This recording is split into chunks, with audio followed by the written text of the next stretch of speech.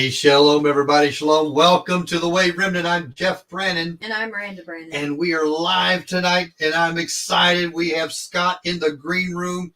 He is eating donuts and eating a Slurpee right now. He is having a lot of fun back there, making a mess. We're going to have to clean that up, of course, after we broadcast and everything like that. It's going to be fun. Hey, guys, we have a great show for you tonight. We've got Scott Harwell. He's going to be coming on in just a minute talking about his recent trip to Israel. He was there for Sukkot, Miranda, and we know what happened on the last day of Sukkot. Israel goes to war, and so Scott was trapped over there. We're going to be talking about that tonight. But first, we got to give some shout outs, guys. Listen here, watch this. We have a new reigning champion for first in comments, Tim Smith. He says shalom to you guys, so let's give him a hand clap. That's good stuff. We've got Karen C. in the house. Hallelujah. Tom Doolittle's here. Mark is saying hi. William Bernadette. Nana Mountain says hello. Looky here. D and G in the house early. Yeshua's coming back soon. D and G made it to the program early. Ingrid is here. There's my mom, Lynn Hobbs. Hallelujah. LAC is here. We know that's Asia. There we go. Hallelujah. We got her name right. So, guys, we're excited about tonight's show. Real quick, we are having a special broadcast tomorrow night.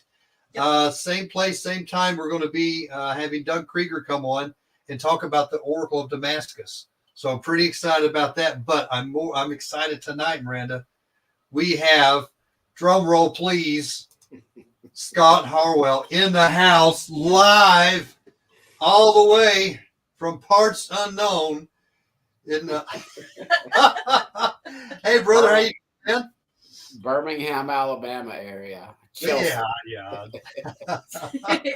That's still kind of parts unknown to most people. There we go. Yeah. How's it going, brother? Just I was telling you guys, just settling back in, trying to catch up on about 20 days of work that I didn't do when I was in Israel and traveling. Yeah. Now, listen, let's take everybody back that may not have may not follow you on Facebook or YouTube. You actually left not just for Sukkot. You left early to go to Israel, didn't you?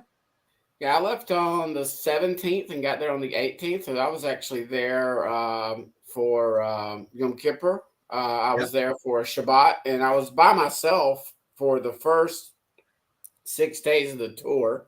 Yeah. In other words, the tour group, Lisa Elwine's group, didn't get there until the following Wednesday. So I essentially was there by myself, when Friday, Saturday, Sunday, Monday, Tuesday, and then joined up with the group on Wednesday. And somebody forgot to renew their driver's license and had an expired license. So my plans, somebody, a nice Hebrew gentleman at the rental car location. When I went to pick up my rental car at the airport that day and start my own little tour to Israel, informed me that your license is expired, and so. Man. I ended up catching the train to Jerusalem and just spent a lot of time around the old city and Mount of Olives and just, kind of just hung out and tried to get a car when I was in Jerusalem, and they said no, and no. And I was persistent. I actually got one 2 days before, I was supposed to go back and did my own little mini tour, but I couldn't see nearly as much as the things I wanted to see that were not on the tour group and that I had not seen the first time I went to Israel. So this wasn't your first time to go? Second trip. I went in 2018. Okay. And on that trip, I went with a bunch of strangers as well. The local Messianic congregation that I had just started attending had a trip, and they had one person cancel and had room for one person. So I went with them in 2018. Now, I know a lot of those people now. Some of those now attend our congregation here in the Birmingham area. Okay. So it was my second trip. So how was it? And there's a couple things I wanted to ask you about, but one of the big things before we get to the war broke out and all that, how was Israel? How was that during the time of Sukkot? It was pretty cool. I mean, you'd see the sukkahs up around, around the country as we were traveling and things of that nature. It was fairly festive. The most festive I saw it, and again, we were not in Jerusalem for the beginning of Sukkot. At the end of Sukkot, we were in the desert for Shabbat when it began, and sort of, that eighth great day, the eighth day for the other Shabbat when it was ending. So I didn't get to see, anything, because it was really just Halisa's group, the people that are at it's an ancient outpost. It's called Biblical Tamar Park. It's essentially where Solomon and the other kings had their southernmost. It was like a fort where they would keep gold and silver, and it was obviously fortified for trading routes, protection of commerce routes, things of that nature. And so they've actually dug down. They haven't gotten all the way back to the Abrahamic period yet, but in the digs, they've gotten almost back to like Solomon, time of King David, as far as digging down into the Tell. So it's just out in the middle of the desert, middle of nowhere. It's about 30 miles southwest of the Dead Sea. Okay. So you get to the bottom of the Dead Sea and you keep going south, and it is a 2-hour drive from there down to Eilat. And so that's where we were for Shabbat. We were in the desert, and that's where we were. Well, that's where the group was that Saturday morning. I had kind of ventured away from the group on that Thursday when I got my car. And then I went up and did Thursday. I went up and saw Tel Dan, saw Caesarea Philippi, went all the way to the top of Mount Hermon. Tell us about that. Well, tell the audience about the significance. Some of them may not be understand the significance of Mount Hermon or in its relationship to Caesarea Philippi as well. I believe that Mount Hermon is where Yeshua transfigured. In other words, that and I base that on where he was telling the disciples earlier about the gates of hell, and down at the base of Mount Hermon. I mean, it's a long away from the top, but down at the base was the spring. The spring still comes out. It no longer comes out from the cave-like structure that was called the gates of hell, where they would where history tells us they would sacrifice babies, throw them in the pool, and things of that nature. But I believe that's where Yeshua is telling the disciples the gates of hell, which the gates of hell being a defensive. In other words, we are to assault those gates, and as opposed to we're not necessarily to be on the defensive. That never made much sense to me, that the gates of hell shall not prevail against you. I'm like, where are you going up and beating your head on a gate? No, that means that you're pressing through, right? Assaulting the strongholds, as opposed to defending, and sitting back, cowering back. So I saw that. I saw obviously it's ruins now, but you saw some of the evidence of the temples and the pagan stuff and things of that nature. So I saw they had that. The grotto of Pan there, correct? Correct. Yeah. Correct. And so I went there first on my own little tour de northern Israel, and then I went over to Tel Dan. I saw the Abraham's Gate, the ancient ruins for Dan, the spring, the Tel Dan Springs, which is really cool. Just a little bit of trickles start coming out of the water, and then literally within quarter mile, half a mile, it's a nice little raging river that you could have fun in a kayak in. There's so many springs popping up there, and that's one of the that spring system there, and the one over at the gates of hell at Caesarea Philippi, and there's one other spring system that those three meet, and that's when the Jordan River starts. Wow. So, and those waters are coming out of Mount Hermon and out of that region. So it was pretty cool. That was not on the trip last time, and I actually didn't make it to those locations, and I really wanted to make it. So that's why the tour group that day went down to Hebron in the area to a farm. So I missed that, and I went up north and went all the way to the top of Mount Hermon, missed the tram. They have a ski resort, and the tram or the chairlift that takes you up to the top of the mountain had just stopped selling tickets like 5 minutes before I got there. So I didn't go to the very top. I made it to the base of where the the lift would take you to the top of the mountain. Very cool. Very cool. So what's I've not been to Israel. What is it when you land there? What's the feeling? Tell me your thoughts on when you get there. It was a little different this time because I had been there. Last time I was all bubbly and full of excitement, just seeing everything. And, like the first time we went from Tel Aviv over to Caesarea Maritima, where you have the ancient Roman ruins. You still have evidence of where they would do the chariot races and the stadium. They do concerts there. I believe Hillsong years ago had done a concert there. Gotcha. And so it was a little different last time. It was just, never had seen it before.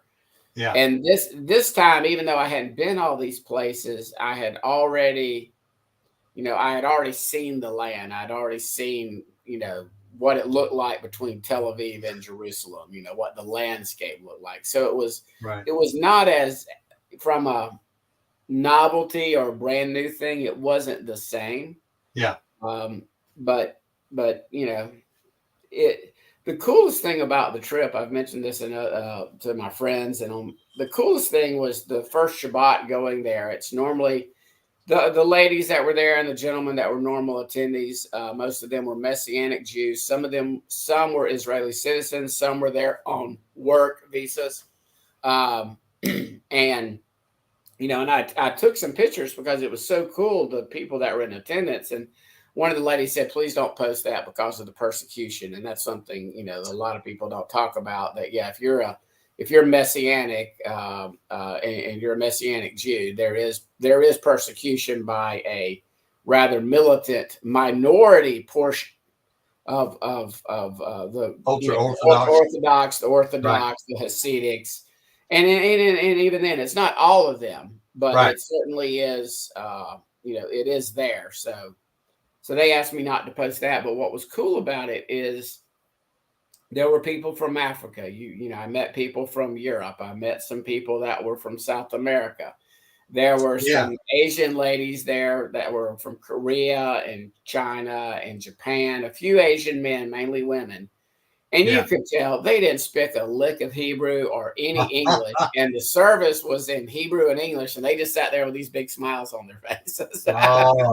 Just happy to be there. Being there. Yeah. Yeah, that's going to be me sitting in his presence. I'm just happy to be here. So I'm glad I made it, right? That was really cool. And then the March of Nations, in which I forget the name of the organization, a Christian organization.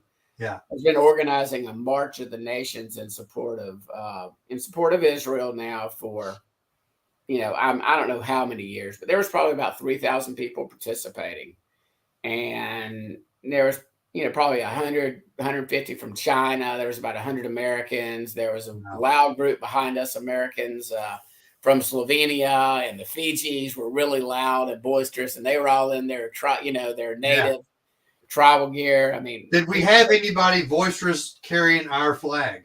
I was carrying the flag. There you go. I was just walking. So yeah. Somehow it got handed to me. A guy was wanting to take a picture, and I just decided to keep it. There you go, man. Yeah, lead the charge.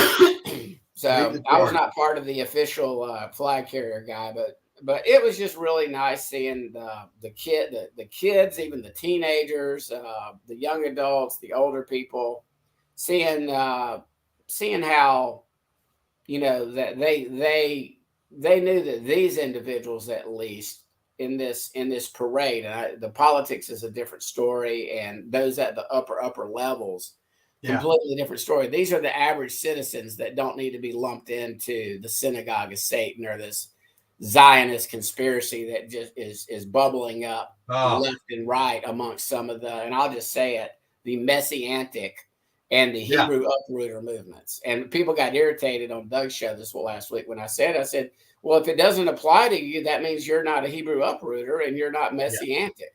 Yeah. If it's upsetting you, that I understand Yah has a plan for Judah, and not every person that says they're a Jew is a Satanist, and at this upper echelon, then this should not offend you. Right. Yeah. Yeah. I got banned and blocked from somebody this week just because I wouldn't go along with their anti-Semitic post, and listen, just to be for real, the spirit of the age is hard at work right now. It's the same kind of mess that went on in Germany that caused the Christians to be silent when they were sending the Jews to the gas chambers. Or join in. Absolutely. Yeah. So listen, if you are sipping the tea saying that, oh, those Jews that's all the synagogue of Satan. Listen, you need to check yourself and see what spirit you're listening to. Because man, listen, I'm not saying that every Jew over there is living for God. There's a ton that aren't. This may in fact be some judgment going on over in Israel. Tel Aviv is one of the most perverse cities in the world. And so, yeah. So, but at the same time, just to lump every one of them in together, that's just like trying to lump everybody that's a Christian in together, and or a Buddhist, or a Hindu, or it's the same thing. Yeah. And I get upset. We see just immaturity. People want to be a contrarian. People want to jump on the bandwagon and support, babies being beheaded and all kind of mess, man. I can't get behind that. And again, it's a conversation, but it's as if they forgot that Yah used Nebuchadnezzar to judge Judah. Absolutely. He used Sennacherib and Assyria to judge the house of Israel. That's right. And then he used a pagan king by the name of Cyrus from Persia to reinstate Judah. It's like they can't. It's like they forgot that. You know what? My God can use the Rothschilds. And it says the wealth of the wicked is stored up for the righteous, and we forget all the time that. Oh my gosh, I don't want to get off on that, brother. My point is, I support Judah, not necessarily. I certainly want all of our brothers and sisters in Judah to come to faith in Yeshua. Absolutely. And to follow the rabbi, Yeshua, as opposed to the other rabbis. But I'm not going to throw an entire 20 plus million people up under the bus and say they're all the synagogue of Satan. Yeah. And that every person who says they're Jewish is part of this cabal and evil conspiracy for a one world government. Now, do we know a one world government's coming? Yes. Will there be a false Messiah? Yes. Yeah. But in the interim, why don't we just not label all 10 million people that live in the nation state of Israel and claim to be Jewish? And I don't care if they're Jewish or not. If they want to be Jewish, fine by me. Yeshua will sort it all out in the end. Yeah, and the word says that they've been spiritually blinded right now. And we have to recognize that and not listen. There are plenty of Jews that love God. They love Jehovah. Yahuwah, Yabba, however you want to say it, don't care. And they would say Hashem. they love Hashem, and they love him with all of their heart, all of their soul, and all their mind. Now, are they where we're at? No, but you know what? I'm not the judge. You're not the judge, and that's something that's way above my pay grade. And I'm just excited that they love Yah with all of their heart, their soul, their strength, and they're serving him to the best of their knowledge. Hey, Scott, just like we did 15 and 20 years ago when we're sitting there eating a ham sandwich and going out to eat and things on Sabbath and doing all kinds of things that we shouldn't have had. Didn't mean we didn't love God. We were just ignorant. They know what they've been taught from their fathers, just as 99.99% of Christians know what they've been taught from their fathers. Amen. And both houses have inherited lies from the fathers. Absolutely. Both houses are just as messed up with mysticism, New Age, occult. We can us Hebrew uprooters and rooter tutors and all this kind of stuff. We can talk about how listen. They have in Kabbalism, they have just as much mysticism and witchcraft as we do in a lot of the New Age stuff that's come in our church. They don't corner the market, and again, there are some at the upper echelon that no doubt know who they serve. Sure, meaning they're Luciferians. Absolutely, but then that's just like me trying to go down the street to the local Catholic church and lump that lady in there that's in there at Mass every morning and loves Jesus the way she's been taught. She's and praying. Put her on par with the Pope and the cardinals and those at the upper echelon that know or should know who they really all she's been taught is how to pray that rosary. She's been taught that you've got to go. There's a man sitting behind in this box that is your mediator. You go tell him all your sins. She may not have hardly ever cracked open her Bible, but she's going off the information she has. And where does she stand before God? I don't know. That's between her and God. Exactly. So man, I don't know us to get off too much on that, but man, that's okay. That's the one thing I'm just seeing since I got back. And after spending time in Israel and seeing how nice the Palestinian and the Jews were to me and friendly and had no issues. Talk about that a little bit. Do you have did you have some dealings with some Palestinians? The guy that drove me from the rental car place to get my car over near the old city, we talked for 15 or 20 minutes. And, you obviously have interaction with them in the markets and things of that nature. And they're just as friendly and nice. I mean, 9 times out of 10, I wouldn't have been able to tell a Palestinian from a Jewish person.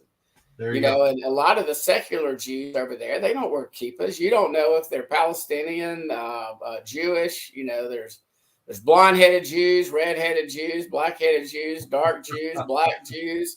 It's a bunch of mutts. I mean, yeah. Well, from what I understand, the nation, they were scattered throughout the nations. Both of us. That's right. Absolutely. Yeah. So that's interesting. So wow. What was your biggest, before we get into the war stuff, what was your most fun that you had? Again, I'd say from a eventful standpoint with just that March of the Nations, just seeing how excited all the little children were, even the teenagers, and some of the older men and older ladies that you could tell were Orthodox or conservative or even ultra-Orthodox that were excited about the nations showing, support for the Jewish people. And I'm going to say that, support for the Jewish people, because I'm not necessarily a supporter of the nation state, right? But that was encouraging to see, and it was sort of like that Shabbat service and that March of the Nations. It was like a glimpse of revelation, every tribe, tongue, and nation. Wow, man, awesome. It was like a small little glimpse of what we will see at that point in time. Yeah. So now you went over early, and you said you went by yourself. So how excited was your wife about you coming over by yourself? She didn't care. She was just a little irritated. Not irritated, but she knows I'm a prophecy geek. She knows that I believe Yeshua returns after 2 days. She knows that I believe that was somewhere around 30 AD. Yeah. And that she knows that 7 is a significant number in prophecy and that this could be 7 years before he returned. And I thought something might happen. And she and she even said, "You're thinking something's going to happen and you're still going to go." I didn't know it would be a Hamas war. I'm not a prophet. I don't get visions. Yeah. I didn't have a dream or anything. I just thought something significant might happen during the feast. Yeah. So when it did, she was like, yeah.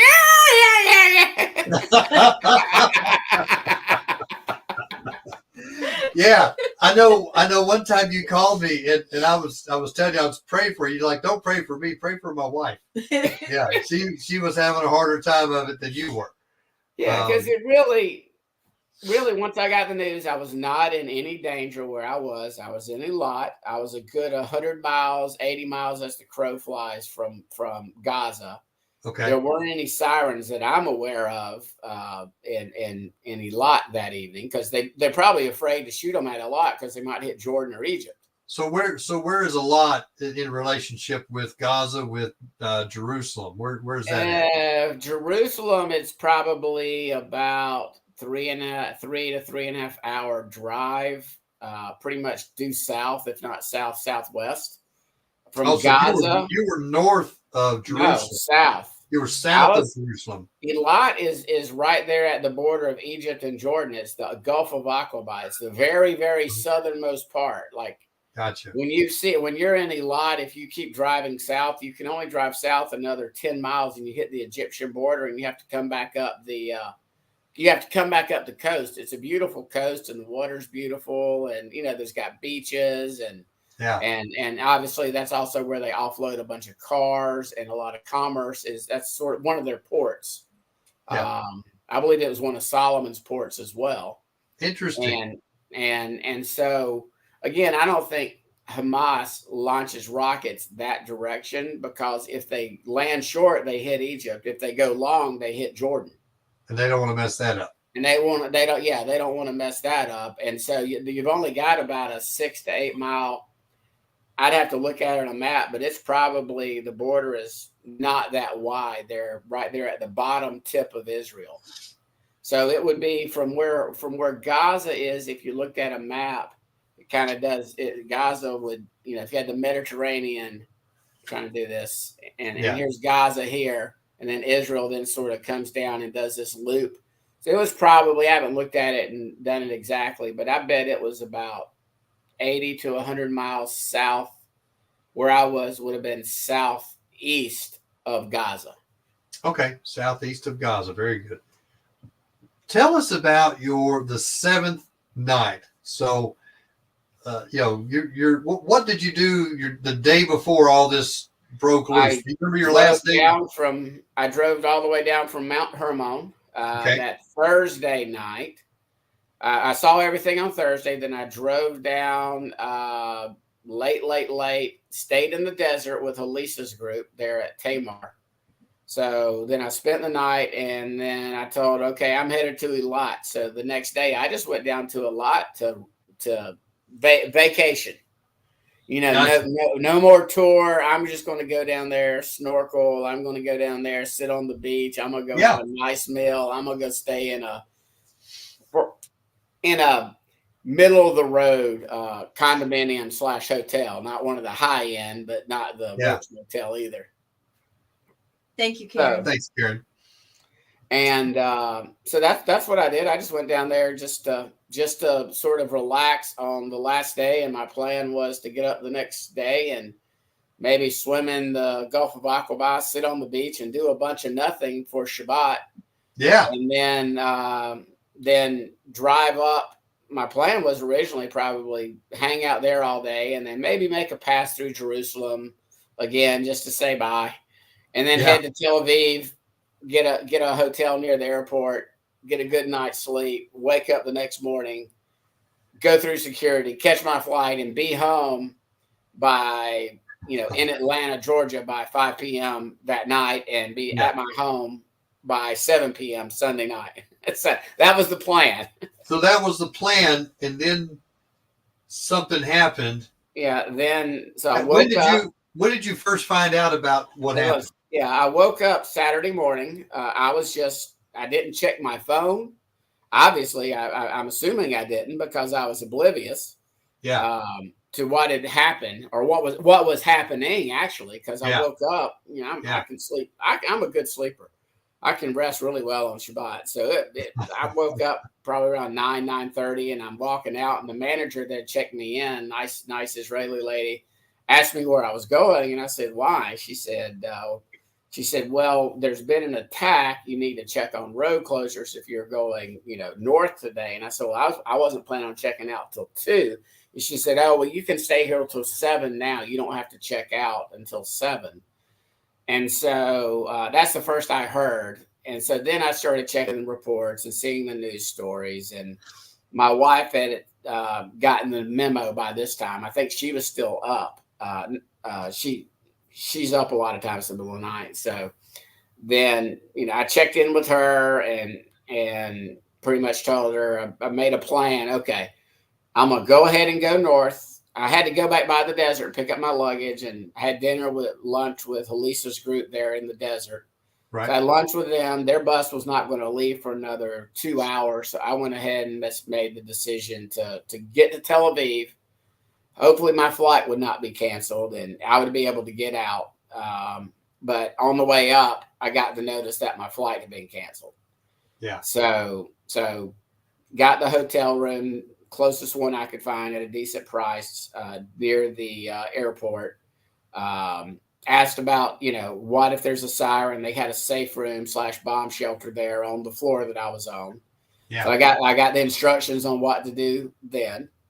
Went and got in my room, and then I again, unless there had been a Palestinian uprising or terrorist uprising within the nation. Yeah. And it wasn't happening. So I really wasn't worried about the drive. The only thing that could have possibly happened other than that, which it wasn't happening, thank goodness, would have been if a stray rocket just happened to land on my car. Right. So I really wasn't worried. You would look off in the distance some of the settlements because I went up north and then I turned west toward Beersheba. Yeah. And from Beersheba, I went north to Tel Aviv. So unless one of the rockets got through the Iron Dome and just landed on my car, I really wasn't, I wasn't concerned. Nothing to worry about. I just got to, I was just thinking, and my wife's in my ear going, I'm like, look, let me get to Tel Aviv and I'll call you back. Just let me. How far of a drive was it when you left the desert to pick your stuff up? How far of a drive with the route that you were taking? How long of a drive were you on the road? Maybe only 2 hours. Okay. So I would have went north and then cut over. Right at the Dead Sea, there's a major highway that then goes sort of from the Dead Sea area, and that part, it's 4-lane. It's like an interstate almost, and it goes all the way over to Beersheba, which is I never had been through Beersheba before. It was a fairly large city. Okay. And then I drove north, again interstate all the way to Tel Aviv near the airport and got the hotel. And then once I parked the car and checked in, I didn't leave the complex. There was a pharmacy. There were restaurants there. Nice. And you were in Tel Aviv now, right? Yeah. I'm in Tel Aviv, sort of the suburbs of Tel Aviv, more near Ben Gurion. Sort of like getting a hotel if you're at the Atlanta airport or you're at one of the major airports in America. You're getting a hotel close to the airport. Yeah. So I didn't go like – my plan might have been if I decided to leave a lot, I didn't have reservations. I might have decided to spend the night, in a nice condo in Tel Aviv. But at that point in time, I was like, I just want to be near the airport if and when I get a flight out so I can get there in 10 minutes and drop my car off. How was that trying to get a flight? Well, Delta got canceled. So then Air Canada still had a flight on the books. Right. And so I booked through Air Canada, charged my credit card, then it got canceled. Then I heard that Turkish Airlines was still flying, that the Turks were still flying. So I booked that flight, it got canceled. And then I forget where I heard, if my wife had done the research or I had, or if it came from Halisa or whatever, but somebody mentioned Ethiopian Airlines is still flying.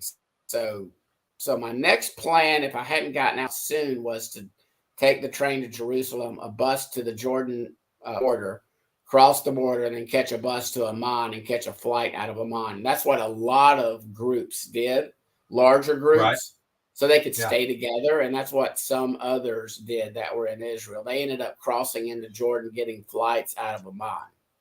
That actually answers, Karen had a question. Would Jordan have allowed you to enter and go north?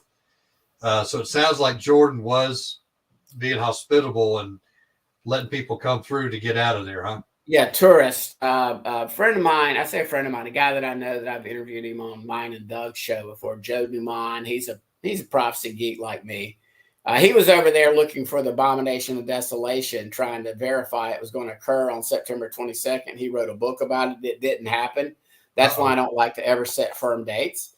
Yeah. But Joe was over there running around for all 2 weeks trying to find the abomination of desolation and everything. And he ended up having to do that. He caught a bus down all the way to Elat, crossed the border. There is supposedly it's easier crossing on the northern border up near Mount Hermon or the southern border at Elat as opposed to the middle. There's 3 crossings where you can get from Israel to Jordan. Interesting. And a lot of the tour groups that go on tours, they'll do a day or 2 trip over and they'll tour Petra. Nice. Yeah. But I couldn't have driven my rental car from Israel to Jordan. I would have had to, and I didn't want to have to, do public transportation and rely upon Israeli public transportation and then Jordanian public or a taxi to get to Amman. And then when I found out Ethiopian was still flying, I decided to book a flight there and go 4.5 hours southeast, the wrong direction. Yeah.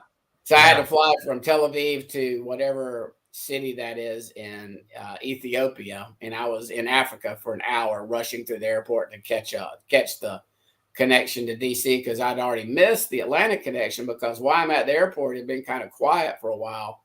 Hamas decided to launch a bunch of rockets, and that put the flight about 3 hours behind. And the only time I heard anything the whole time was at the airport when I heard an explosion. I don't know if it was a rocket that landed nearby or if it was Iron Dome taking a rocket out, right, above the airport. But it was loud enough that I was looking around when it happened, and a lot of people, did a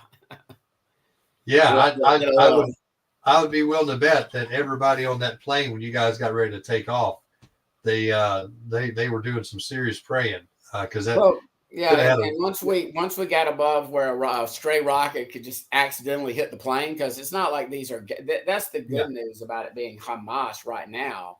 Is these are crude rockets that are not precision guided. It's the good and the bad news. Right. They're not heat seeking. They don't track planes, things of that nature. They can't do a precision bombing. And my biggest concern, Jeff, and for Michelle's sake, it didn't happen. My biggest concern is what I think will happen.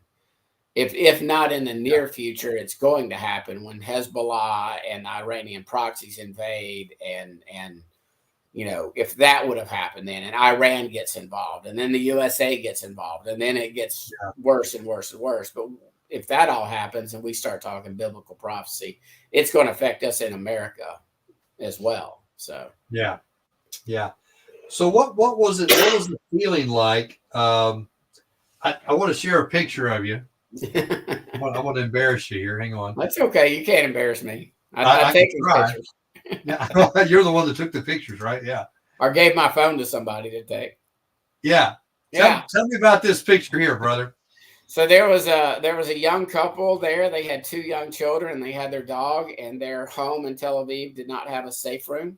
Yeah. So they came to the hotel to stay for a few days. So when the sirens went off, they would have a place to go for shelter for their children. This was at the hotel. This was at the hotel. Yeah, and so I'd already met them 1 or 2 times, and that time I'd already said hey to the dog. The time before that, and the dog's kind of running in front, and I'm like, hey, give me the leash, because they had their kids in tow, and so basically that was my little my little bomb shelter buddy. So, yeah. So what was the feeling like when how often did you guys have to go to the bomb shelter? I'm trying to, that first night, I think I went 2-3 times. It wasn't that much. And my wife says they were launching rockets all night long, but I went to sleep and didn't wake up. And she's like freaking out the next morning because I'm a heavy sleeper. Yeah. I mean, it takes a lot to wake me up, and I can see myself sleeping through sirens. Oh my So goodness. maybe I was in my hotel room asleep, through a couple of them. But then Wow. at least the rest of the time, I guess it would have been on that Sunday and Monday, no sirens went off in Tel Aviv during the day. If something went off at night, I don't know. So Yeah. Yeah. I'm just What so like when you go to eat during the day and things like that, were you just strictly eating by yourself? Were you eating around other people? yeah, there was other Was there a lot people of there. scuttlebutt? What was going on with the talk? The hotel is sort of like a little complex. Down at the bottom of the hotel was sort of like a little mini, like it had a pharmacy, it had a Pizza Hut, it had a shawarma place, it had, Yeah. it was like five, it was probably about 8, 9, 10 stores in a little inside small strip mall type thing. Yeah. And then there was a hotel in it, and there was a medical facility attached. And I noticed when I pulled into the hotel, it said medical facility, but I didn't notice the helicopter pad behind the hotel until I heard the helicopters, and that was kind of sobering.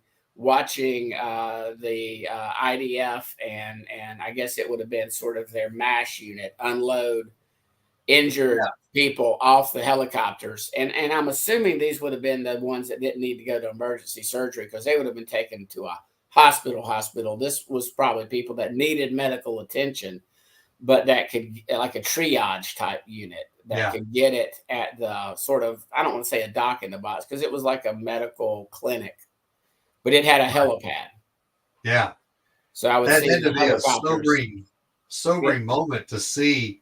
Now, were these helicopters coming in often, once a day? What would you think? I saw two. I saw the big, huge, when it first came in, you couldn't help but hear it. It was huge. Yeah.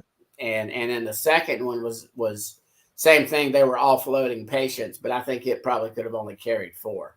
So I only saw it twice, and so I didn't see them bringing anybody else on helicopters other than that Saturday, that Shabbat, that very first day, because I probably got up to Tel Aviv. I didn't, record it, but it was still daylight, and the first helicopter came in. Those helicopters came in before it got dark. I'll put it that way. Wow. And if more came in that night while I was sleeping, I just didn't wake up. So what, like after the event happened, did you notice on the streets more security, more IDF? Did you notice anything like that? Any lot, yes. When I first paid attention, yes, there were 2 police officers sort of at a roundabout checking IDs that would have been coming up from Egypt. That's Right. the border, like that's, you have to go on or through that roundabout if you're coming from the Egyptian border. So other than that, I did see, military vehicles heading south as I was heading north. I did see more police presence once I got up to Tel Aviv. I didn't really see any on the roads until I got to Tel Aviv. And then we got in a traffic jam, and it was because a police officer had been in a wreck. So, Wow. I'm going to bring up some of the pictures. I'm just going to start thumbing through them a little bit, Scott. Okay. Just because I think you took some beautiful pictures. Okay. You'll be careful not to show pictures of the people. Some of the people. I didn't post those on social media. Okay. So intentionally they asked me not to do that at the Messianic synagogue. So that is a picture, I believe, at sunset in the desert. So those are the mountains of Edom that you're looking at. Wow. Or if I looked at an ancient map, that could have been Moab. That's obviously what's it called? Shoot, the fortress, Masada. Yeah. And I did not go there this trip. I had been up on top last trip, so I didn't go back up on top of it. I tell you, we're about to hit a bunch of just scenery pictures, and man, I just love you. You do a really good job with your camera, man. Well, and that was because we were going to go to En-Gedi Springs. That's where David hid out from King Saul.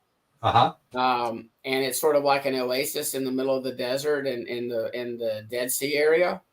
But because they've had some rock slides that actually killed a few people, they had the trails cut off to actually go up to the very top. And I had done that last time. I planned on doing it again. So instead we went to the En-Gedi Kibbutz. which almost qualifies as a botanical garden. I think you have to have 1,000 species, and they have about 960.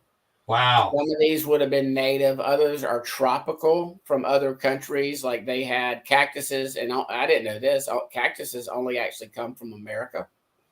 Really? Yep. They had Madagascar. They had South Americans. It's going to be mainly tropical environments, but So these guys here, this is all from the U.S. These little cactus. Anything that has a prickly on it like that Yeah. is going to be from the U.S. There are others that look similar. One of the gentlemen that lived at the kibbutz took us on a tour of his community. It's like an old commune type thing. So this is all it's all watered from the Engedi Springs. They're not on the national Israeli water system. All their water comes naturally from the springs. Their drinking water, their irrigation water. So all this is as a result of the spring water that comes out of that spring. Wow. Well, I tell you, you took some amazing pictures. I enjoyed. I really like the waterfall pictures today. Yeah. I don't know if you'll get to that. I think we'll get to them here in just a minute. But yeah, we kept up with you, brother, as you were traveling through. And I still need to post my last 2 or 3 days. I just got busy. I got sidetracked. Yeah. I haven't even posted the Tel Dan pictures or the Gates of Hell pictures or when I was at the top of Mount Hermon. I need to do that.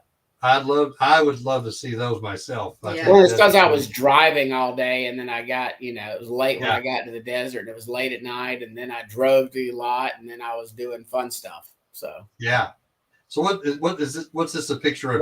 We're at the kibbutz, sort of at an overlook on top of a roof that overlooks, and that out in the distance, that's the Dead Sea. Dead Sea right up there. How pretty. Cool! Yeah, nice. Just that same thing, just kibbutz and pictures of the Judean mountains, or we may have been far, and I think those, the foothills of the Judean mountains. Got your little deer out there. Oh yeah, those little, I forget what do they call them, but yeah, there was bunches of them, tons of them. Wow. So, that's pretty. I think that's the one. Most of the tour groups, Jeff, will go to the Christian sites for where at the Jordan River, where and we don't know exactly where Israel crossed over before conquering Jericho. But this is an interesting little story. It's actually kind of cool. This lady was from Jericho, and after the Oslo Accords, she refused to move. She was not leaving the area. She ultimately was essentially displaced by the IDF. Wow. She moved across the street, and she was the only person there, and she started this little kibbutz/farm, planting olive trees, dates, things of that nature. It was just her. What we're looking at over there, somewhere out there, is the Jordan River, and that, I forget the exact story, but this is where a lot of Orthodox Jews will go in this little, behind these little trees is some caves and stuff. They'll actually go study Torah there. Really? This is, again, it was somewhere in this general vicinity where Israel would have crossed. I liked this because it's natural. It doesn't have all the Christian, Orthodox, Roman Catholic, and the Muslim buildings. Right. This is more what it would have looked like when Israel crossed that many years ago. These are some plants that are at her kibbutz. So this is probably 10 miles. That's her. This is the lady who planted it, right? Little Jewish lady that is stubborn and is like, I'm not leaving. And she still goes over to the synagogue in Jericho, protected by the IDF, her and others. Like every 3 weeks, they'll go over to their synagogue. Wow. So that's what these pictures are of. Wow. Beautiful stuff. Beautiful stuff. More widescreen view. Yeah. that would be that's going to be Sea of Galilee, what most people would know as the Sea of Galilee. Okay, nice. So pretty. I think I can see Same Peter thing. out there walking on the water. I see him. Yeah, There you go. Yeah. And you can see if you've ever been on a big lake or big body reservoir, even that's not even near this size. When the winds get up, it gets it can be massive. even. So that's that would be what do you call it? Not Capernaum, but Tiberias. Okay. That's that would be on the western side of the Sea of Galilee. Yeah, and I'm looking at the dates that you posted these. This was October 2nd. Little did you know, in a few days. Yeah. All this. I didn't know exactly what was happening. I put it this way: that first day of the feast, I was really seeing, hey, is anything going on? I was checking. Oh wow. That's just me being silly up on the top of the mountain, overlooking Tiberias and overlooking the Sea of Galilee. Yeah.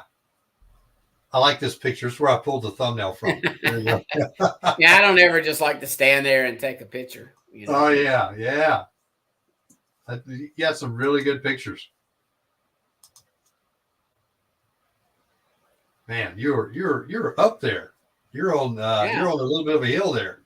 I got a great picture of some type of salamander or lizard. He told me that Joseph Smith lied and the salamander didn't really tell him all that. Is that right? He said Joseph Smith's a false prophet and was making stuff up. There he is. There he is. He turned around and started talking to me and let me know to all my Mormon friends that the salamander didn't really talk to Joseph Smith. That was a demon. So. Well, there you go. And we'll have to have him on the show later. And we'll he posed perfectly for me there. He did, didn't he? Oh, that's funny.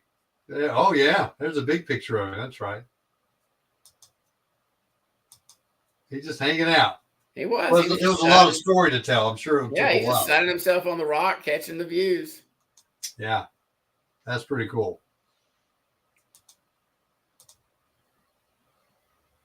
That's some of those you can move around and stuff. Yeah, I did one or two panoramas, but I'm not good at that. I'm too fast with it. So some ruins are right here. Do you remember what these were? Yeah, that is an ancient synagogue. Really? Obviously near Tiberias. It would have been probably about 2 miles as the crow flies away from the Sea of Galilee, maybe a mile. Yeah. Just an ancient synagogue. That's one of the daughters of one of the ladies that was on our trip. She was hanging out there taking a picture. Her mom was taking a picture, and I'm like, okay, this will be a good time to have a great picture. There you go. Yeah. So my friends were like, your wife doesn't care? Like, my wife's not the least bit concerned about me and a 24-year-old. So.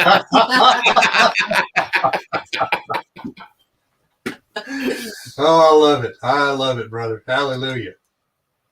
Oh, some gorgeous stuff. Yeah, that's going to be northern Israel. We took one of our days, and this is we drove up from the Sea of Galilee. We went north. We went very near the gates of hell. The pictures we're going to see in a little bit of the river and the waterfall actually comes from that gates of hell.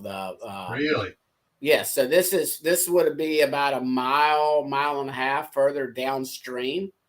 As the spring obviously gets more water, and it becomes a nice little stream, I would say. It hasn't joined up with Teldan Springs yet, so this is not the Jordan. This is, I think they call it what's it? Ba. Pan would be English version. It's the Israelis call it. Shoot, starts with a B. But anyway, it's like a national park. This is a national park. Gotcha. Okay. Wow, that is so pretty. Yeah. Scott, if you're not a very good lawyer, you could become a photographer. I'm just going to throw it out there. Well, and northern Israel is my favorite part of Israel. But Bonius, Ingrid put it in for me. Thank you, Ingrid. Yeah. And it is my favorite part. And if I'm not DNA descended and Yeshua doesn't stick me with a tribe and I get to be one of those Ezekiel people that get to choose their tribe where they want to live, I'm living up north. Yeah, that looks. I think I'm down for that. There's trout in the river, which I was Really? very intrigued. Oh yeah, I think I've got some pictures of them coming up. So.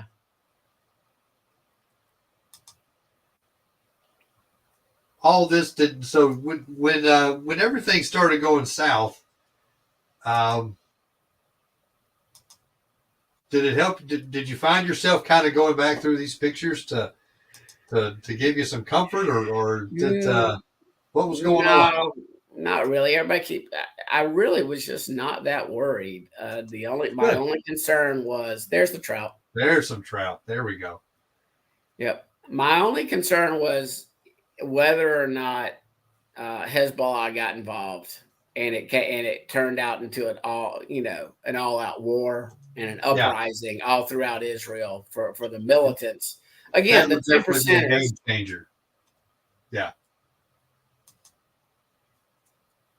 Because they so Hezbollah, for maybe some of the audience that doesn't know, they have a lot more sophisticated rockets and thousands and thousands of more of them. There was a war that Israel had with them a while back that they pretty much just went to a stalemate. They couldn't do anything else. So they have a very significant force especially to be able to go to a stalemate with Israel. Yeah, man, these are just gorgeous pictures. I would have wanted to be in the water. Yeah. It was nice and cool. It really was. So this just more pictures of the mountains and Mount Hermon and the area. Yeah, I mean, Mount Hermon is not like some big jagged peak. That's what that fortress is called, Nimrod's fortress. Yeah, that's the only name I know it by, but I know what you're talking about. Yeah.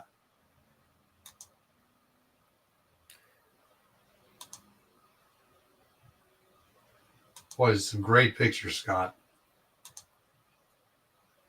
So this is us getting back to, out of the mountains, but it just shows you the different landscape and terrain and everything. And you can start to, and this is when we're driving. And this is one of the few things that's not developed at all. So we've come back down south. We're headed, we've cut over through what would be the Samaritan Mountains. We're on our way to Mount Gerizim. Yeah. The Mount of Blessing. Mount of Blessing. And so these pictures here show what the ancient mountains of Samaria would have looked like with, probably 3,000 years ago. There's no development or anything. Yeah. So this is when we're at there's the red heifers. That's the three red heifers, guys. Talk a little bit about them. We may have people that have no clue why they're important. What's the deal with these? Maybe where they came from. I'll put you on the spot. Tell us a little bit about. They came from Texas. They came from Texas. A Christian bred these. Probably a Christian Zionist dispensationalist. He's looking forward to these getting slaughtered so he can get raptured. Right. But anyway, so he bred them. And the story is pretty cool because you cannot transport livestock on aircraft. So these, when they were real young, were registered as pets and brought over. Really? There were initially 5. Now there's 3 that were released in this pen. Now, whether or not they're being completely honest or they've got 2 tucked away somewhere else in case there's a bomb or a terrorist attack on the red heifers, which is what I started thinking. Yeah. But then this is the 3 red heifers. I'm surprised that they even let you guys see them. Oh, we had to pay like an extra $5 to see it. And so this is Selah. For those that don't know, this is where the tabernacle was for about 400 years before it got captured by the Philistines. Before, obviously, it got moved. Ultimately, the Ark of the Covenant and everything was moved to the temple in Jerusalem when Solomon built the temple. So this is where this is where the sacrifices went on in Shiloh, which modern day would be near Nablus. So this is going to be in Palestinian territory. Okay. That was the first time I actually saw heavy military presence, like Was three there? IDF every 50 yards on each side of the street as we're driving through Nablus. And I think may not be pronouncing, but that's one of the most turbulent, terrorist-ridden areas in Israel. And so that's why you had the big force, because during that time period, a lot of the Jews will have to travel through there for the feast days, so they have extra. They up the security during that time period. Gotcha. So this is Shiloh. And that's like an old olive or wine press. Same thing. These are the ruins of ancient Shiloh that they've uncovered. And just some remarkable stuff. This was stuff built thousands of years ago, and it's still there. And in a few pictures, you'll see where they really believe that the tent, the tabernacle, it's down in that area where I'm taking a picture. The dimensions fit. That area right there is where they believe that, just based on the dimensions and everything, where they believe that the tent of meeting was after it was permanently erected. So are we saying like the fencing around it? Just the dimensions and everything matches the dimensions of the tabernacle, the tent, right? And they're pretty certain that's where the site was. We know it was in Shiloh, and this is Shiloh. Right. Very cool. That is very neat. That's it. They've got a nice open air representation kind of it, I guess. That looks nice. And they've got the different displays of the artifacts that were in the tabernacle, the menorah, the Ark of the Covenant, the showbread table, et cetera, the altar.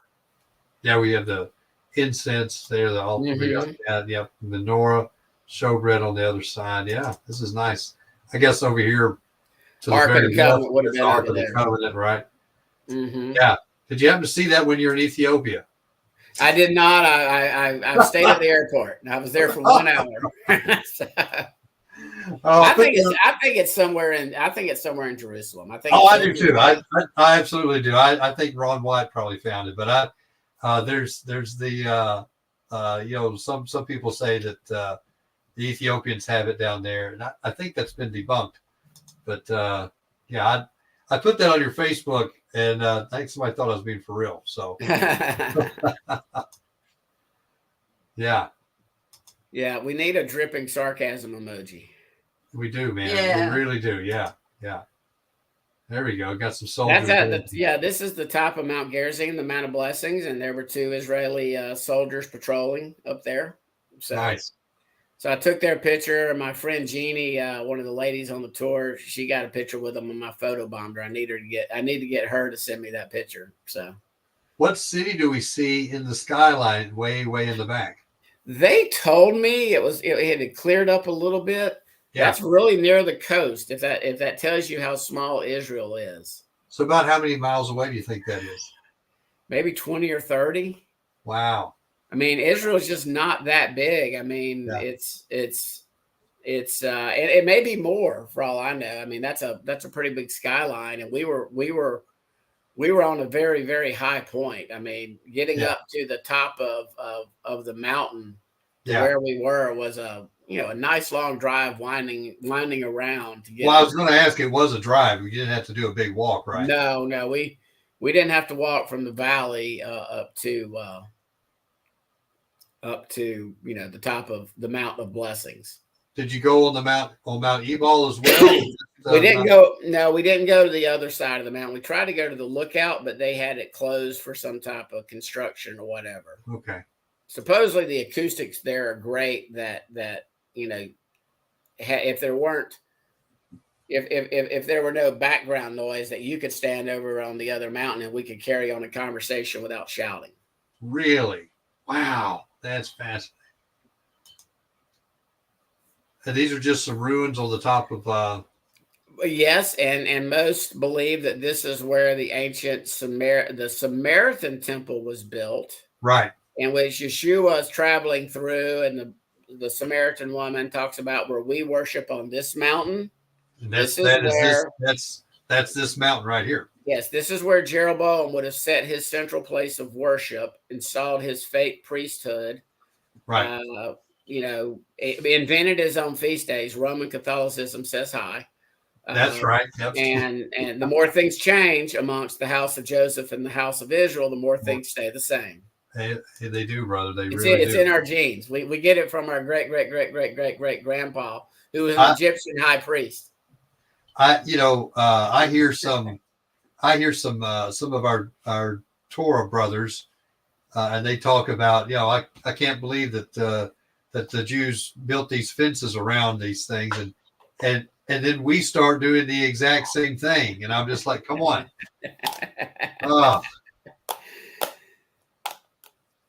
Yeah, this is some nice stuff.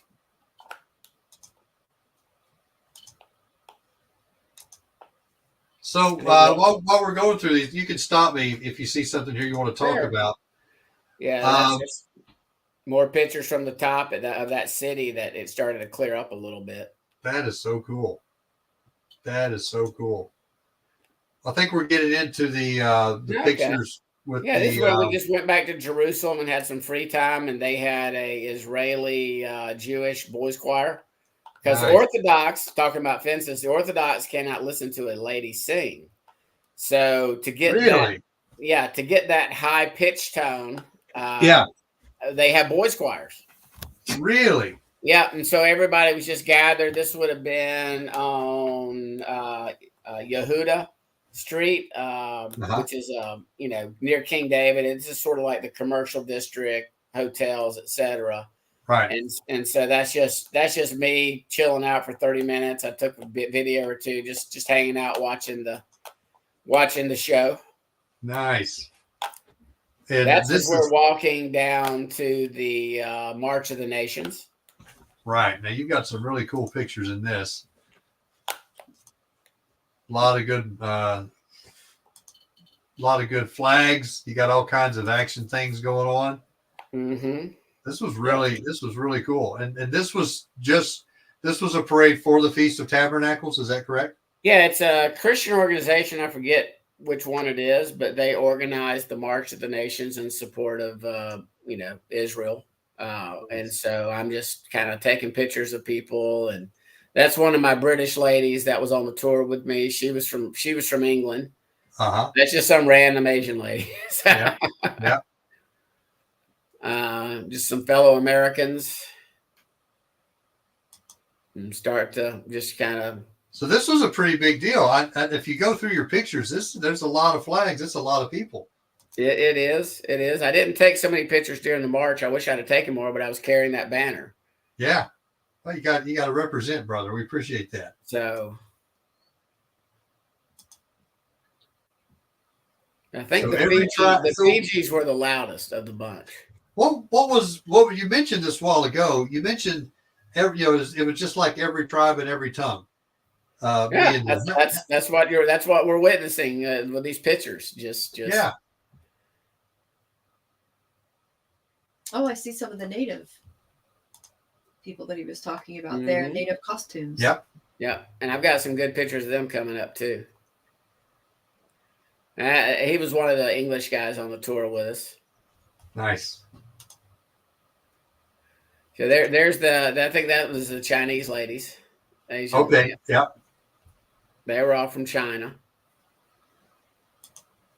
And I went and took some pictures with with an Asian man in his tribal gear, and an Asian woman. That's just a pretty little Israeli soldier. There's the picture I was talking about. They were from different countries. Yeah. But I took a picture. I forget where that man was. That's a man in the middle, but that's some of their I guess. Oh. Yeah, and that's obviously a lady on the right. I forget which countries they're from. Very cool.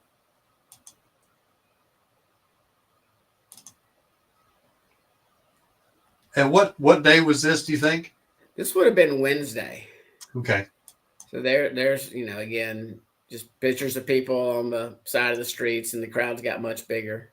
So I really enjoyed when I went through these pictures and seeing all the banners, massive support for Israel all the way through. And this was really nice. Well, because we know the nations will ultimately gather against the house of Judah, the house of David in Jerusalem. Right. We don't even see the house of Israel mentioned in those passages. Right. That's true.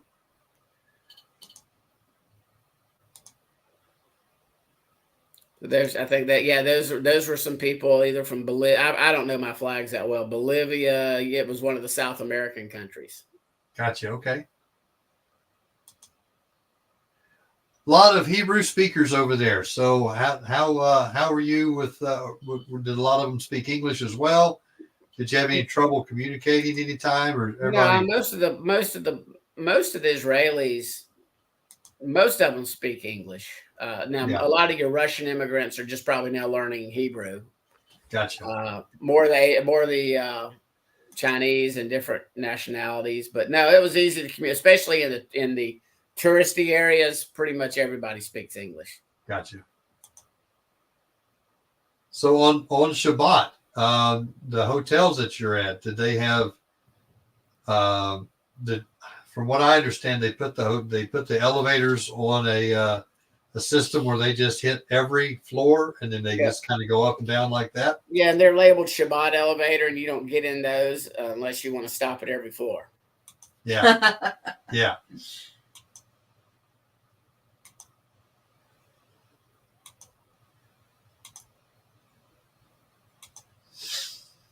A lot of good pictures. I There's like the Fijis. You can see the gentleman in his kind of native tribal gear there.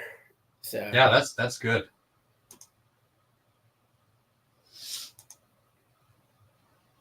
It's one of the ladies. People representing. Oh yeah. Americans were boring. Yeah. There's the picture I took with the Chinese ladies and the young Chinese gentleman. Nice.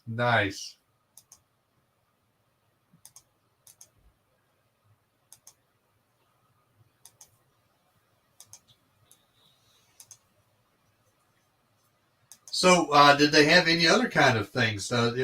We have probably a lot of people that haven't been to Israel.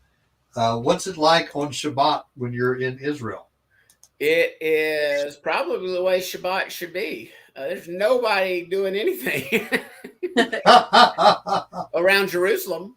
Public transportation does not run on Shabbat. El Al, Israel made an exception recently to get people that were out of the country into the country that needed to be called up for reserve duty. They decided to fly on Shabbat, and they were also flying as they were picking up Israelis that might have dual citizenship that are now being called up.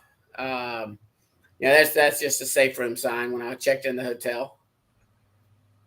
So that's when I was driving up and would see evidence that there was a rocket that hit there or got knocked down by Iron Dome, but was still, smoldering fires. So you're just driving along, click. Yeah. Now this was Shabbat when I was doing this. So there was people driving, and what I'm talking about, the first Shabbat, I was in Jerusalem, and it was a ghost town. Like me walking from the old city, the hotel I was staying at near King David's Gate, near Jaffa Tower, to the Messianic congregation where they were meeting. It was about a 30-40 minute walk. I might have seen 10 people. And other than some taxis, nobody's driving. Nobody's out. Yeah. We had a question, and she says it's a bad question. I think it's an okay question.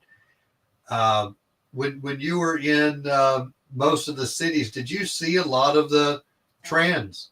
I didn't see any of that. LGBTQ549P 2QR people.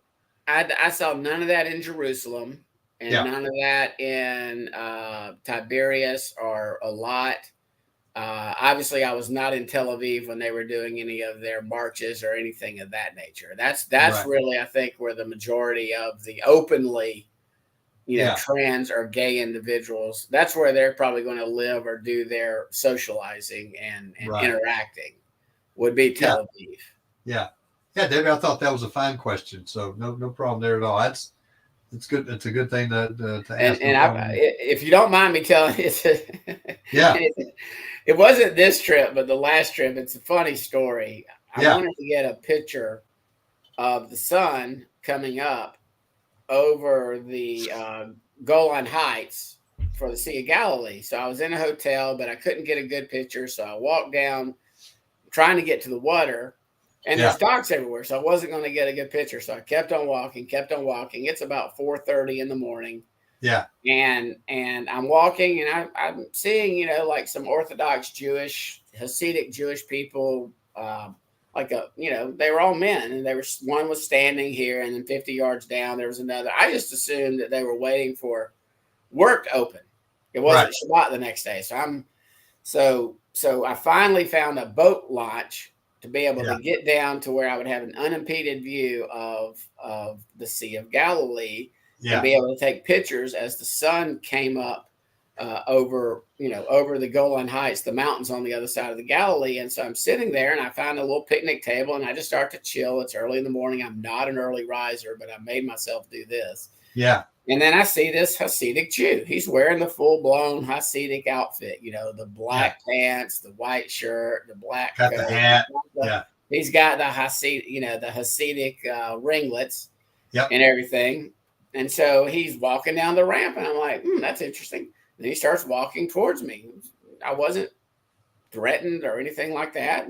I'm like, hey, what's going on? Maybe he wants to talk. So I'm like, English? He said, he shook his head no. I said, no Hebrew. And then he sits down beside me. I'm like, okay, this is kind of odd. And the next thing you know, he takes his left hand and rubs my inner right thigh. And I gave him the international sign of no. He was a gentleman. And he was rather forward, but he was a gentleman. And he goes, and then he kind of walks off and goes back. Wow. Apparently, I walked into a gay pickup zone in the middle of the night on the Sea of Galilee. I wouldn't have. Oh my gosh, that's so amazing. I immediately, after I take my pictures, when I go back up, some of the other people, they are early risers. Breakfast starts in those nice hotels at 6 or 6:30, so they're already there. I said, "Guess what just happened to me?" That would have been the last person I would have expected to do that. Oh, and I immediately put it on Facebook. I was like, absolutely. I still got it. Young Hasidic gay men are attracted to me. So. There we go. What do you say? I don't even know what to say. Hey, I haven't been hit on by anybody but my wife in 30 years. So you're right. She wasn't worried about the 24-year-old girl. No, not at all. Just the She's gay. more worried about these young gay Hasidic Jews that are living in the closet. So. Wow. So another reason it triggered my memory, you mentioned it, and that would be Tel Aviv. But yeah. You heard it second or third here, guys. There we go. Wow. True story. Oh my gosh, that's hilarious. Only you, Scott. Only you. This time I didn't get hit on. There was just a terrorist attack. This is a terrorist attack. So yeah. So we bring up this picture.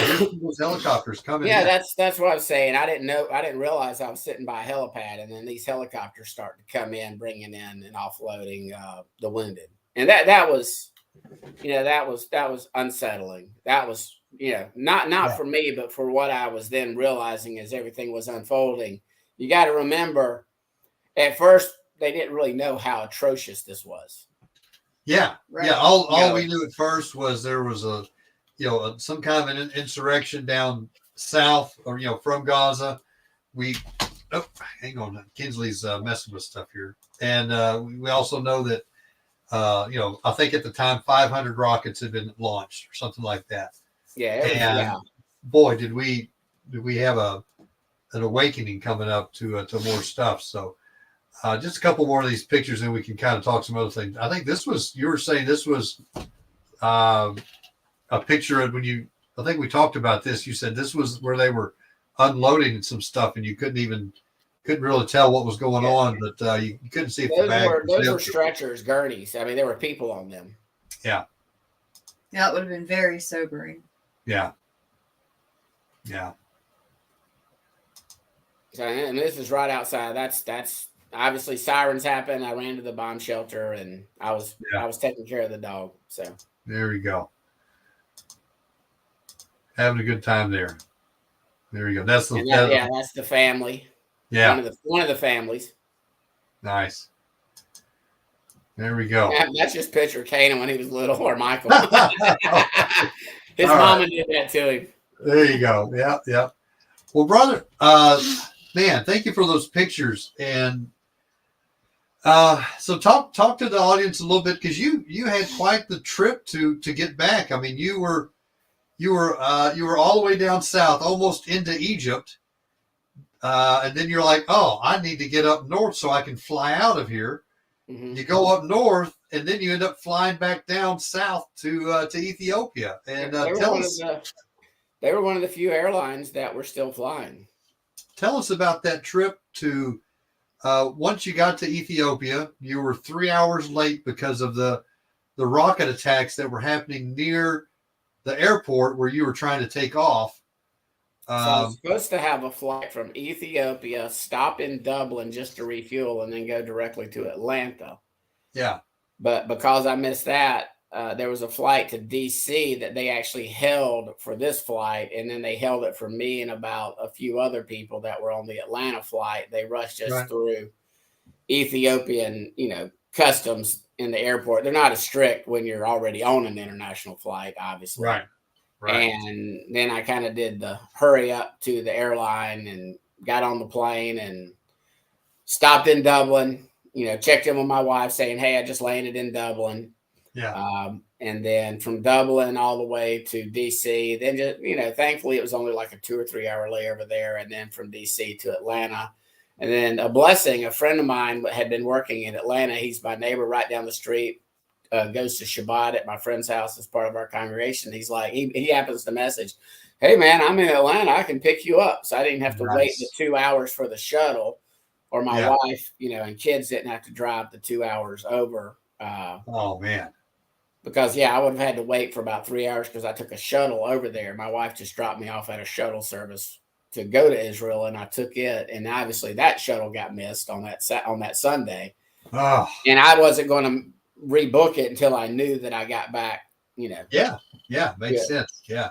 So how many hours did it take you from once you left trying to leave Israel till you got home? How many hours? From the airport, when I woke up that morning from the hotel, it was a good 48-ish minus 48 hours solid. Just driving, dropping off rental cars, going through security for 3 hours, waiting on the airline, and then flight time. Like I say, my Ethiopian layover was very short-lived. It was like hurry up and make the plane. So I didn't have to wait for hours on that at least. And then, I would say that you're doing the O.J. Simpson through the airport, but most people, they would associate that with something different. Not quite, because I can't even run because I don't have a left calf muscle. Because my back injury blew it out, and I don't have a sciatic nerve issue. So. Oh man. Yeah. So there's no O.J. Simpson even when he was cool. Yeah. But I hurried on through. They hurried me and a couple other people onto the flight, and I will say this: the only blessing is Ethiopian Airlines apparently respects the fact that we're not all 5'2" gnomes. And you had an extra 2 or 3 inches in between the seats. The Delta flight over there crammed us in there like sardines. They had to get their extra 2 or 3 rows of seats in there. Yeah. So it was that was the only blessing is the 17 hours. I at least had foot room, and I was on the aisle.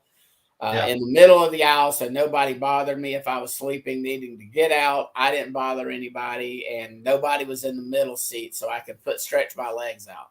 Yeah, so, Mindy is asking, did you have a neck pillow? I did. I had one of those that goes all the way around your neck. So if you do this, It keeps your head from going forward. So Oh, nice. I nodded off here and there, on and off all throughout the flight. I actually got some sleep. So yeah, that's not bad. But man, 48 hours of traveling, and then you get back, and someone's been gone away from their day job for a little bit, and then you're having to play catch up and all that fun stuff. So, and I'm self and sole employed. I had nobody doing any work for me while I was gone. So yeah, gotcha. So it was hitting the ground running. I was returning phone calls over there.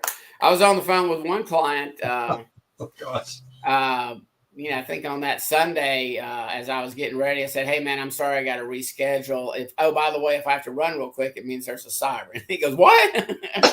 I was explaining to him that we're not going to be meeting on Monday. So, yeah, absolutely. And then I had to call a lawyer in another case and say, "Hey, let the judge know I'm not going to be there on Tuesday morning. I'm still in Israel." So I didn't have any problems from the judges. That the judge understood. That's good. Yeah, that's really good.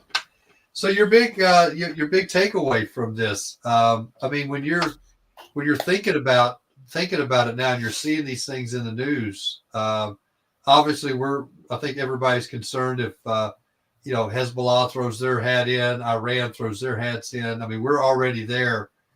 We're supposed to be sending 12,000 troops to. Right now, we already have one of the, people may not realize the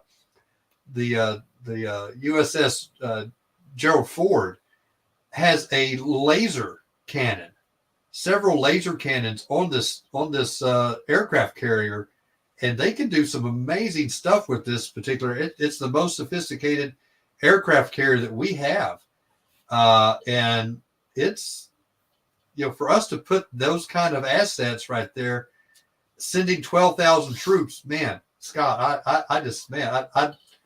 I'm concerned that this may, really boil up. It's only a matter of when, not if. Yeah.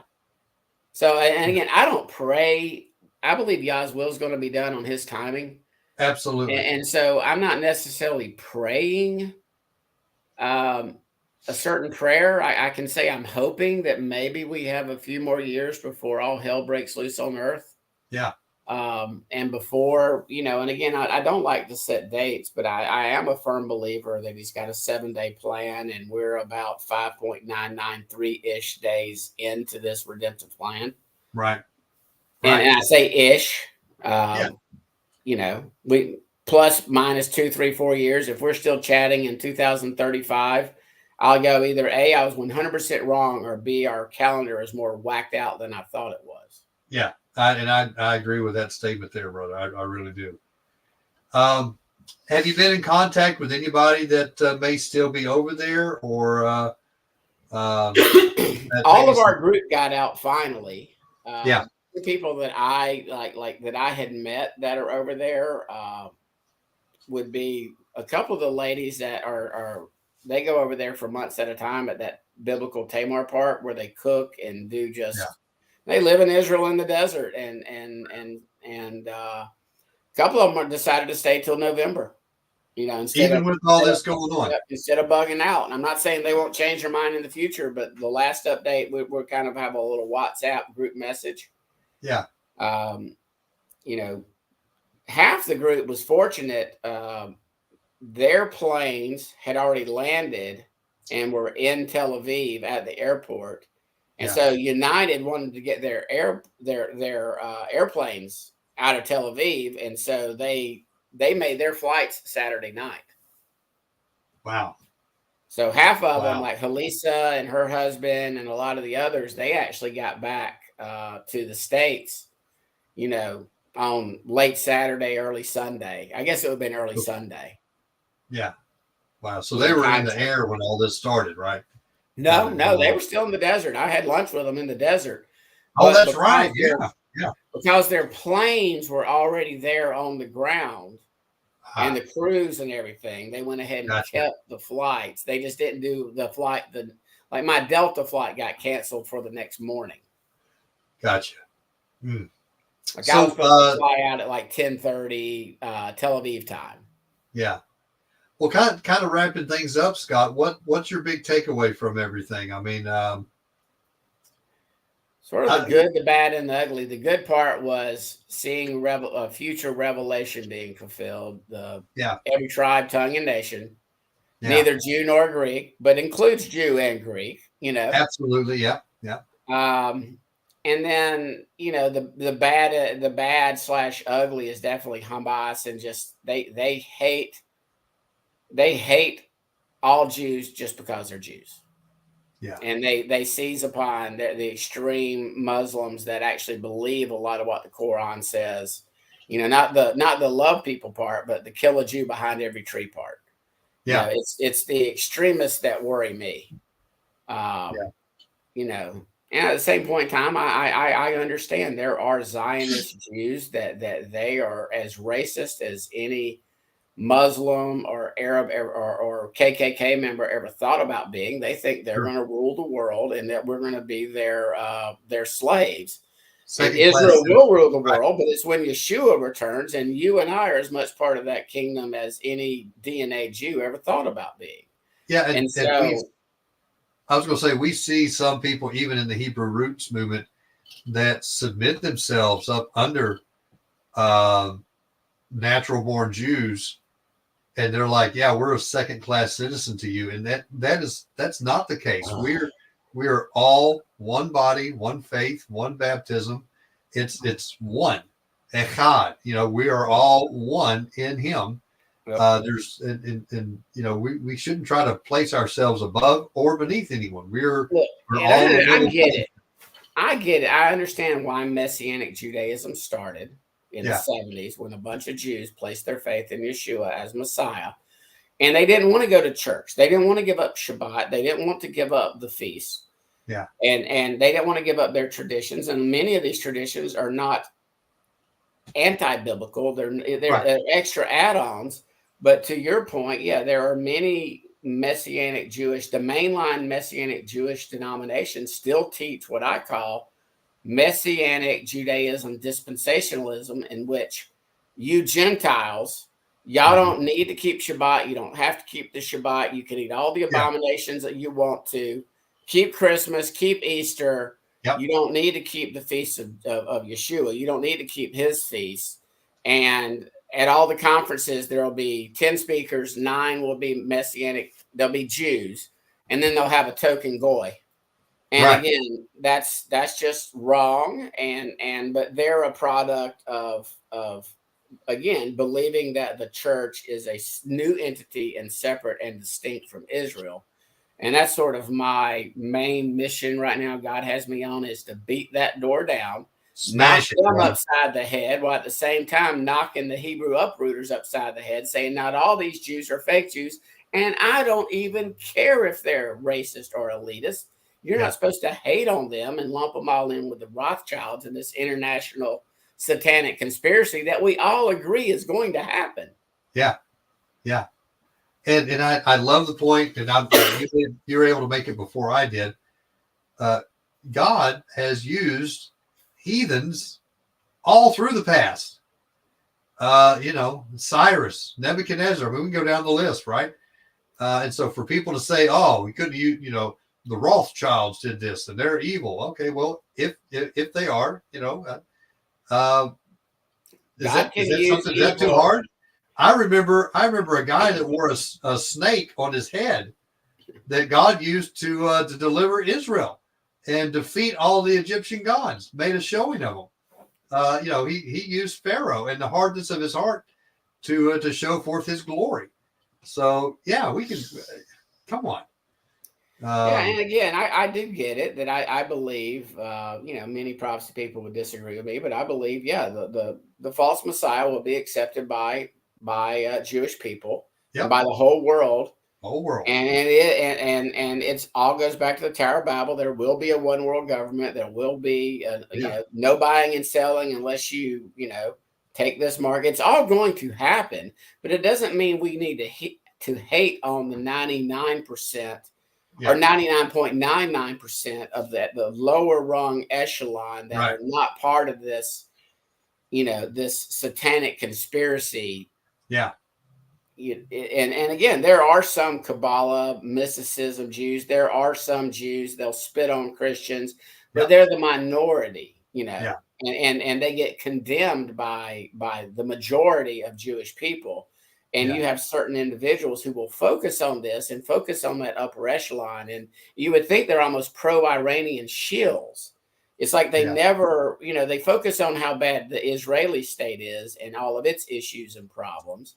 But again, I look at what is happening right now with the current nation state of Israel, where God has called Judah back to the land, and its policy not to let these Hebrew uprooters or even legitimate Hebrew roots people or messianic individuals, or those of us who reject those labels, but will just say, look, I'm a follower of Yeshua and I'm a citizen of Israel. But even if I wanted to move to Israel right now, God is using the current Jewish state's policy that I can't. Yeah.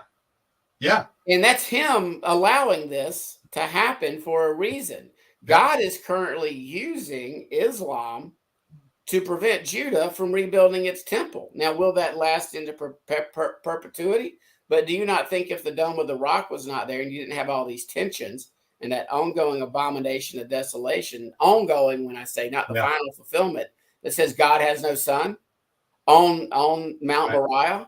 Right. He's using Islam right now for the past 80 years, or however many years it's been, 75 years since Israel's been a state, to keep Judah from rebuilding its temple and start the sacrifices. It'll be in his time if and when that happens. It's his timing. You know, there's an interesting passage of scripture in Isaiah 46:10 that God declares the end from the beginning.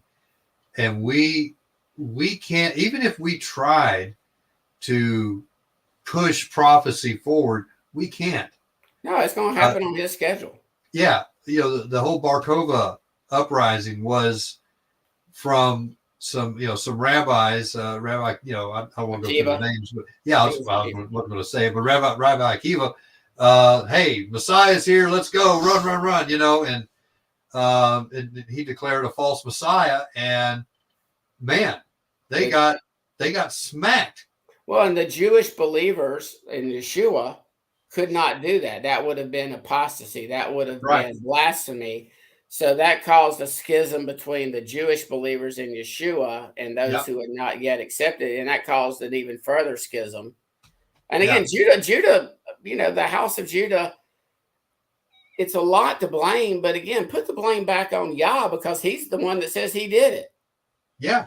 Yeah. It's like all these people that are wanting to hate on people that say they're Jewish. And again, I know it's from I know biblically it's from patriarchy, not your mother. It's your father that determined your tribe, not your mother. Yeah. You know? Well, you know, I know that, but I'm not going to hate on people who call themselves Jewish in light of how Rome treated them, in light of the Russian Tsarist pogroms, in light of Hitler. And what we're seeing is I think this is only going to get worse and worse and worse. And sadly, it's going to get worse within the church. And even those who now understand that they're Israel, it's growing. Yeah. Well, you know, Yeshua in his rah-rah speech to the disciples said, hey, they're going to kill you. They're going to hate you for my name's sake. And he said, people are going to turn you over and kill you. And they're going to think that they're doing God a service. Guys, listen, this stuff is coming. You know, don't hate them. What are we supposed to do for our enemies? We're supposed to pray for them. Yeah. And that even includes these terrorists. It includes the most racist Jew there is, that thinks he's better just because he's Jewish than me and you and views us as cattle. Yeah. And it also applies to ISIS and Hamas and Hezbollah. Yeah. And again, like I posted something on Facebook, a little Jewish boy and a little Palestinian girl. Yeah. These kids are born and trained to hate Jews. They are. They really don't have a chance. Yeah. You put that same child in my house, and he's going to love black people. He's going to love white people. He's going to love Jewish people, Palestinians, Arabs, Muslims, Buddhists, Hindus. Yeah. I'm going to teach him the truth, but my kids don't have a racist bone in their body. They haven't been raised that way. I wasn't raised that way, even though I didn't even realize it. I didn't even realize when I started kindergarten, Jeff, that my school just got integrated like 2 or 3 years before that. Wow. I just wasn't trained to view people differently based on the color of their skin. Yeah, there was a terrorist guy.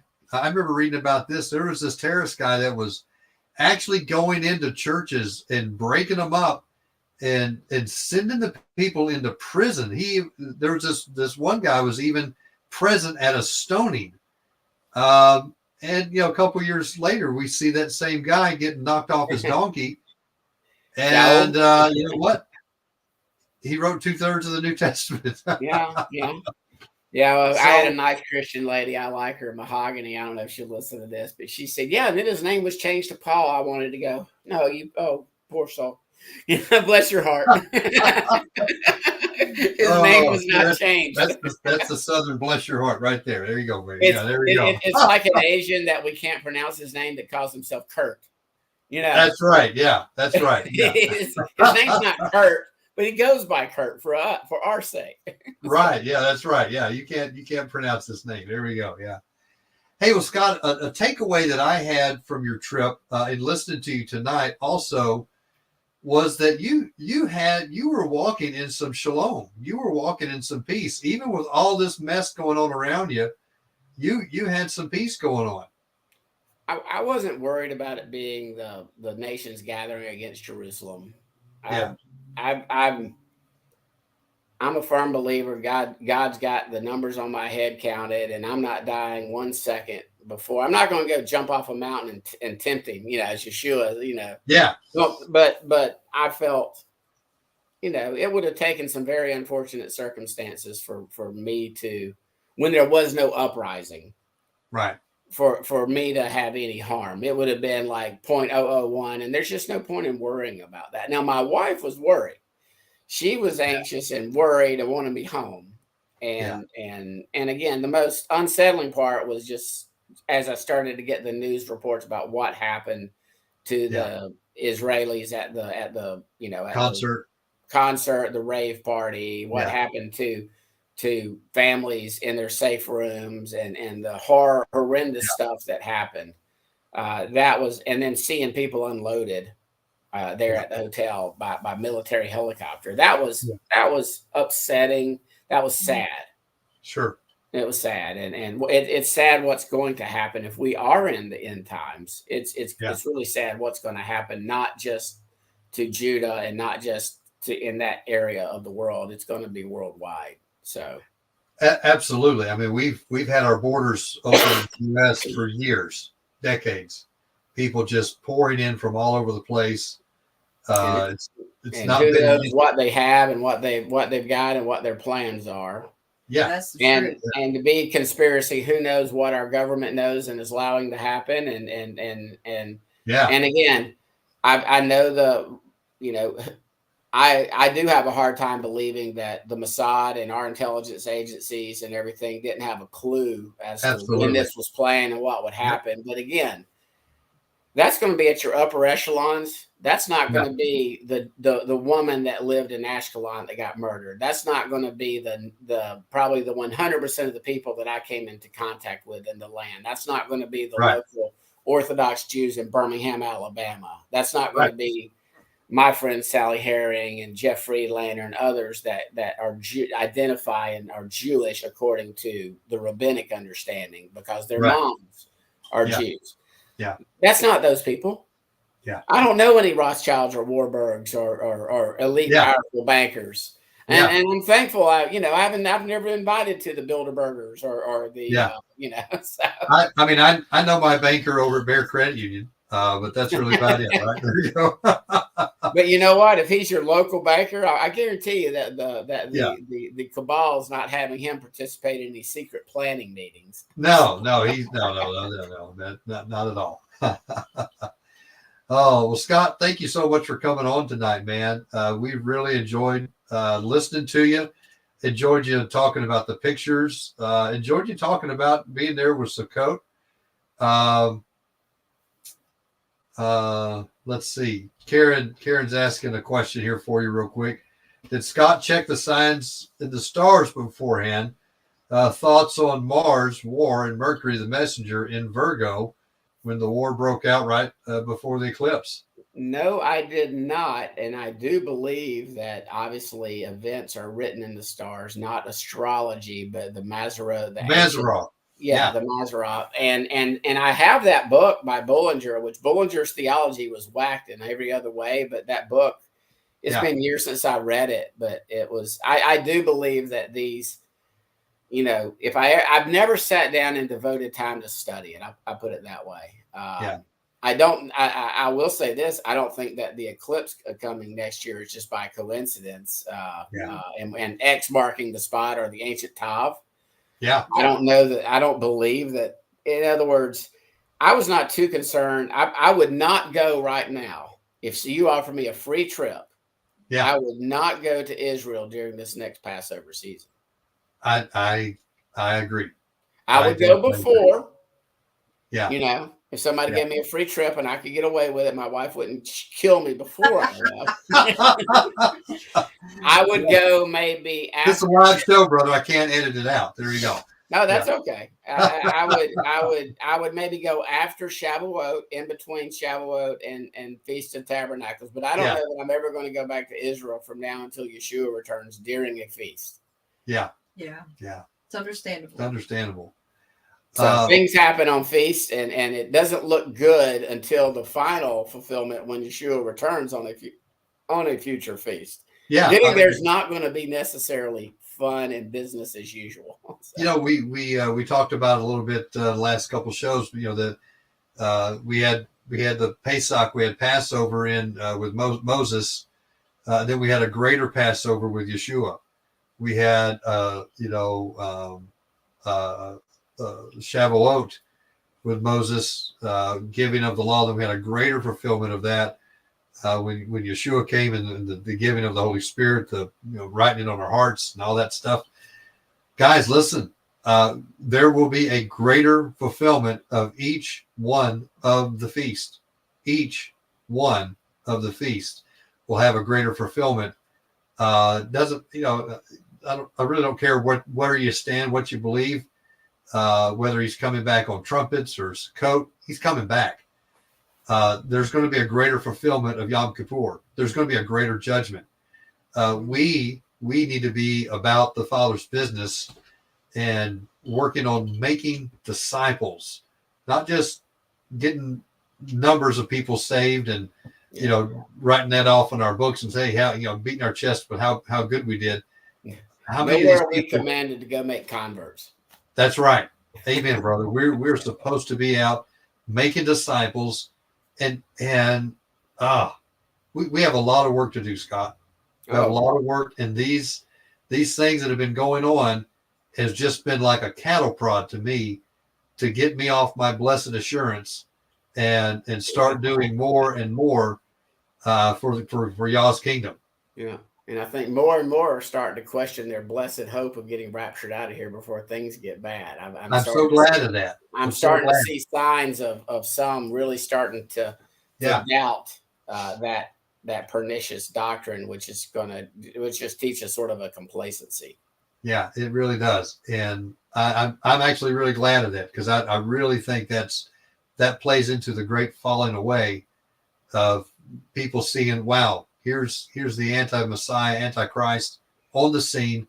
I thought that I was supposed to already be sucked up out of here, and I'm still left. So obviously, and they abandon their faith, or they say, well, this can't be it. I'm still here. Absolutely. Yeah. So they're in denial, or they actually, and I've heard people say it, that if like J.D. Farrak and Jan Markell, if there's no pre-trib rapture, then Yeshua doesn't love us, and I don't they've said that. They've called people like, not me, they weren't talking about me, this is before I even started being public, but like others that had taught in a pre-wrath or a post-tribulation pre-wrath is what I call it. In other words, after the end of this age is what I call it. I don't like to use those terms. But even called them demonic and satanic. Now I will give Amir Sephardi credit. Now this is all, you can find it. I'll give Amir Sephardi credit from the Israeli guy that does teach the rapture. He didn't say it, but he didn't rebuke them. He sat there quietly as J.D. Farrak and Jan Markell on her little program. Olive Tree Ministry. She still can't figure out there's one olive tree. Just and that's one. the name of her ministry. Huh. Yeah. Oh, my goodness. Oh, brother. Hey, there's one singular olive tree. Oh, my. Yeah. You would think that people would get that that's the one that you're either grafted in or broken off of. Yep. One or the other. That's it. That's it. Oh, man. Scott, man, I've really enjoyed having you on tonight, brother. I'll give you a word if you want to bring it out, and then we'll close out the show. No, man, I've said plenty. All right, man. All right. Well, hang on just a minute, and then we'll be back with you here in just a second. We're going to close out. All right. Thanks for coming on, Scott. Anytime. Oh, babe. What a great testimony. What a great time to have with Scott. Very insightful. Very insightful. Guys, listen, you got to hear from Scott. And he, like I say, he was there. Got to see beautiful sights, was there for Yom Kippur, Yom Kippurim. He was there for Sukkot. He got to see all these great things. And then at the end, Miranda, he got to live through, perhaps, maybe, one of the things that may kick off some prophetic end time stuff. We don't know. Yeah. We're not saying that for sure, but definitely could go that way. Guys, listen, if you have enjoyed tonight's program, we ask that you give it a thumbs up. We ask that you share it out to people that you know. Definitely want to thank Scott for coming on tonight. That was just beautiful. I really enjoyed hearing that. Scott, we talked once, maybe twice during while he was there, and my heart just, I do remember, man, we're praying for you. He said, man, don't pray for me, pray for my wife. Yeah, so it would have been difficult. Yeah, it would have been very difficult. If I was over there and you're here, you would have been praying, and absolutely, and so guys, we ask that you do keep praying for the people that are in Israel, and listen, pray for the enemies, pray. Yeah. Pray. These are, whether they're Jewish, whether they're Israeli, whether they're even Palestinian or even Hamas, they are still human lives created in the image and likeness of God, our Elohim, and we need to be praying that they will be saved, they will be delivered, they will be set free, and that's that. Gosh, I don't wish hell on anyone, period. So we definitely need to be praying for those. But guys, we appreciate everybody. Thank you for tuning in tonight. This is on our channel, live streaming on the Way Remnant. So if you haven't subscribed there, go there and subscribe. This is on Take on the World TV. If you haven't subscribed there, go and subscribe there. And this is on Scott Harwell's channel. If you have not subscribed on Scott's channel, go there. Guys, we appreciate each and every one of you. We thank you for tuning in tonight. And we will see you on the next time. All right, guys. Shalom, shalom.